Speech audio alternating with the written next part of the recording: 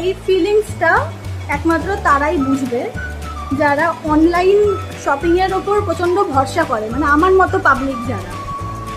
এমনি সময় কাজ থেকে ফিরে কত টায়ার্ড থাকি, মনে হয় ঘরে গিয়ে কতক্ষণে ফ্রেশ হয়ে হাত পা মুখ ধুয়ে খেয়ে দিয়ে ঘুমাবো বা একটু শোবো, রেস্ট নেবো।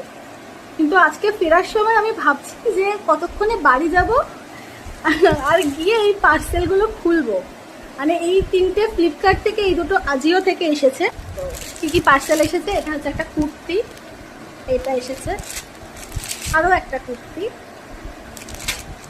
এই আরেকটা, এটা কুর্তি না, এটা হচ্ছে 1 পিস। এই 3টে জিনিস এসেছে। আর বাকি আর ছোটো ছোটো 2টো প্লাস্টিক ছিল, ওখানে গার্লি আইটেমস রয়েছে, ওগুলো দেখানোর মতো নয়। এই চুল উস্কো খুস্কো, মুখে ময়লা, মুখটা একটু ডাল হয়ে রয়েছে, সব কিছু ছেড়ে আমি আগে বসেছি দেখতে কি পার্সেল এসেছে। মানে ব্যস্ত ক্লান্তিকর দিনগুলোর মাঝে এগুলো হচ্ছে একটা স্যাটিসফ্যাকশন।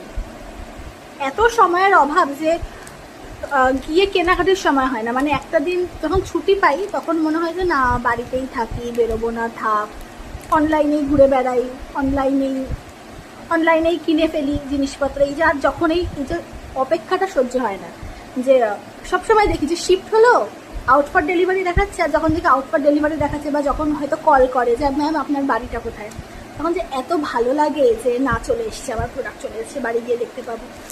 কিন্তু একটা ব্যাপার যে প্রত্যেকটা কুর্তির সাইজ 36 করে, আমাকে একটু মেরে নিতে হবে, কিন্তু কিনে নিয়েছি।